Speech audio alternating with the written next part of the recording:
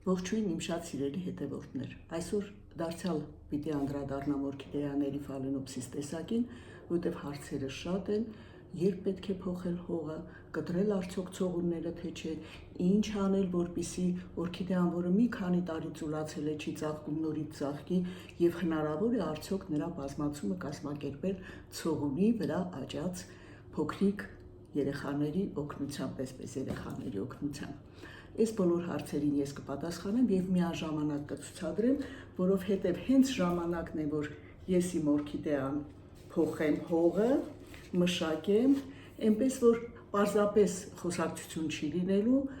կլինի գործնական աշխատանք, հետևեք եւ ճիշտ խնամեք ձեր բույսերը, դե ինչ սկսենք։ Նախ, եթե մտադրվել եք փոխել օրքիդեայի հողը, ապա ցանկալի է մի քանի օր նրան չջրել, որպեսզի արմատները կարողանաք հեշտությամբ տարբերել, որն է մի փոքր փչացած, որը կարելի է կտրել, որը կարելի է թողնել։ Խնդրում եմ ուշադիր եղեք, եթե առաջի անգամ եք հողը փոխում, կտեսնեք տորֆի այստեղ բաժակ կա, հա? Այս բաժակը անպայման պիտի հեռացնեք, որից հետո ես արդեն չեմ խոսի, պարզապես գործողություն կանեմ արագ-արագ, հեռացնում ենք այն բոլոր այս արմատները, որոնք ջրազրկված են, որոնք զգում եք, որ այլևս պիտանի չեն, փտած են, մաքրում ենք իդեալական վիճակում, դնում ենք հեղուկի մեջ, ինչպես ասացի, եւ արդեն կսկսենք վերատնկման աշխատանքը։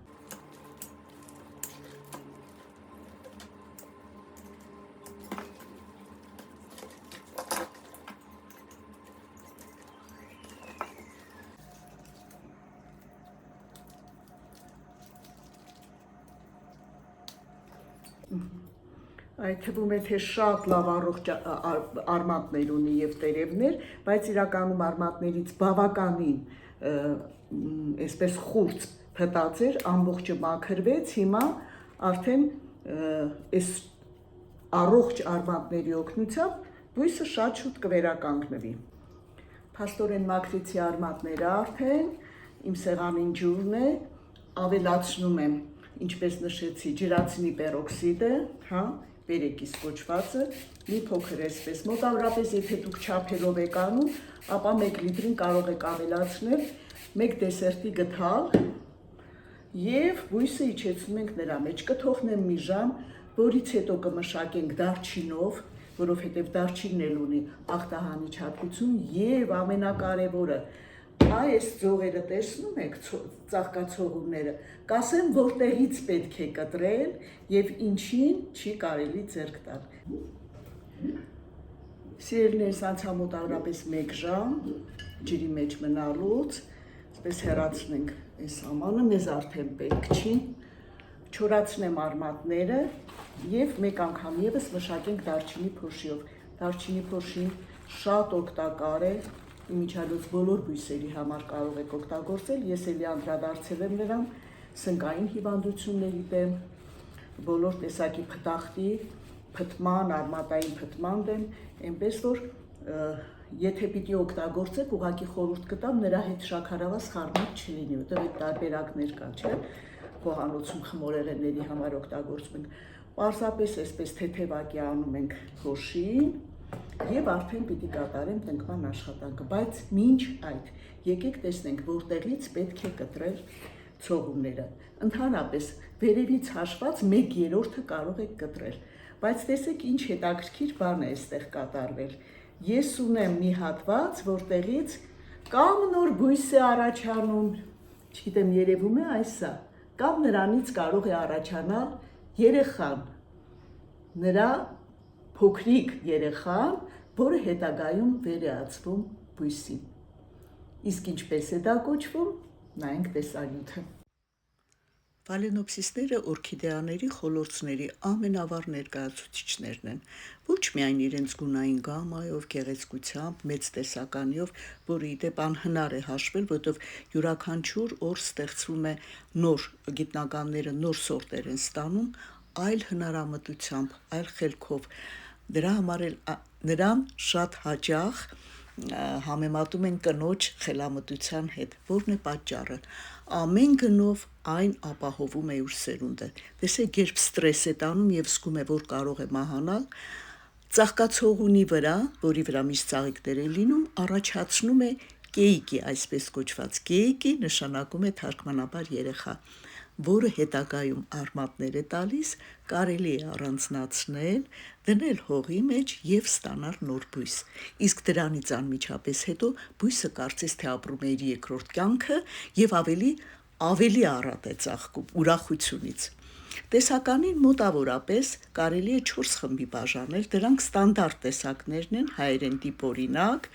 մինի տեսակներն են, միդի տեսակները եւ մուլտիֆլորաները, որոնք աչքի են ընկնում, հիմա դուք տեսնում եք իրենց յուրահատուկ առատ ծաղկմամբ։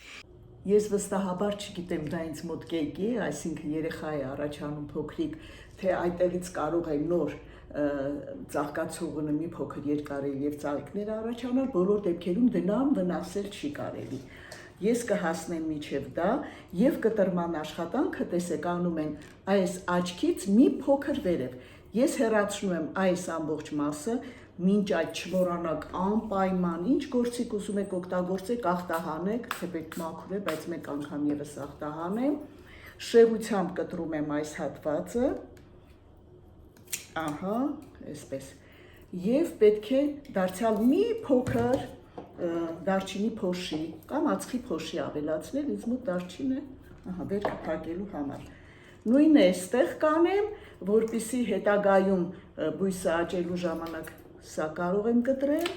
եւ կարող եմ կտրել սա դարձյալ, տեսեք, աչքից մի փոքր վերև շողությամբ։ Ահա, սրանք արդեն գնացին։ Մեզ մնում է արդեն զբաղվել տնկման աշխատանք։ Ծաղկամանի մեջ դարձյալ թափանցիկ ավելացնում եմ դրենաժը, ես արդեն ցույց եմ տվել,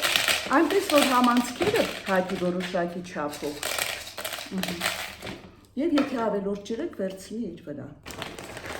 Փողախառնուրդ եմ տորֆախառնուրդ եմ մի քիչ ավելացնում իմ սոճու կեղևներին, ինչպես ասացի, առաջի անգամ եմ փորձում, հետո արդյունքների մասին կասեմ, ընդհանրապես ես սիրում եմ, եթե որևէ նոր բան եմ անում, անպայման արդյունքը ստանամ, հետո ձեզ հետ կիսվեմ, լավ է, վատ է, արժե դա փորձել, թե ոչ։ Այսպես խառնում եմ լավ, մոտավորապես այսպիսի բան ենք ստանում, ճիշտ ասած մտածում ես փոքրիկ տերևը պոկեմ, բայց քանի որտեղ հնարավոր է որ աշխատի, թողնում եմ այդպես եւ կամած արդեն ավելացնում եմ հողախառնուրդը, ֆիքսելով բույսը ծաղկամանի կենտրոնում։ Այսպես։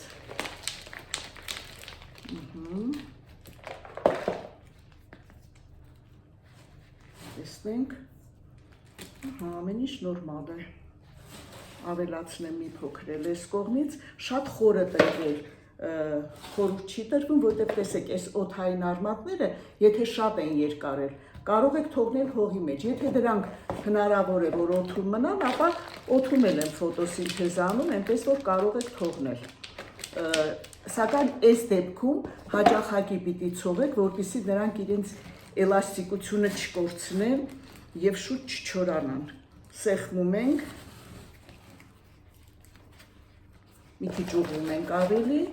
այս կողմից էլ ենք սեղմում, թափահարում ենք, որպեսզի նստի լավ,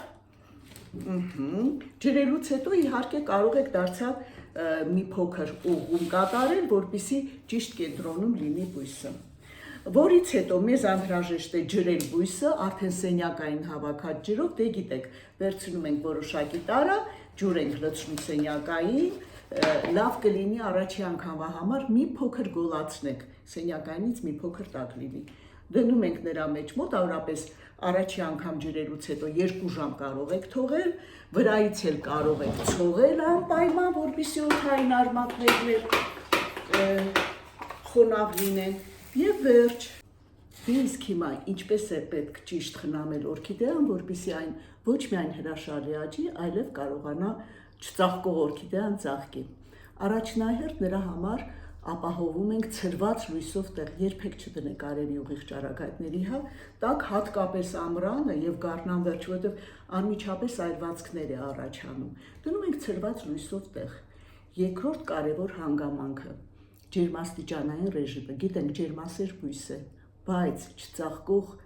օրքիդեան ծաղկում է այն ժամանակ, երբ գիշերային եւ ցերեկային ջերմաստիճանի տարբերությունը մոտավորապես 5-ից 8 աստիճան է։ Ենթադրենք, ցերեկում ունենք 25 աստիճան, աշխատեք գիշերային ժամերին նրա համար ապահովել 18, 20 առավելագույնը։ Այս ջերմաստիճանային տատանումներից նա ծաղկում է։ Երրորդ կարևոր բանը, նրան ստրեսի ենթարկեք, որքան էլ ցավալի է։ Ինչ ենք անում, երկար ժամանակ չենք ջրում նրան,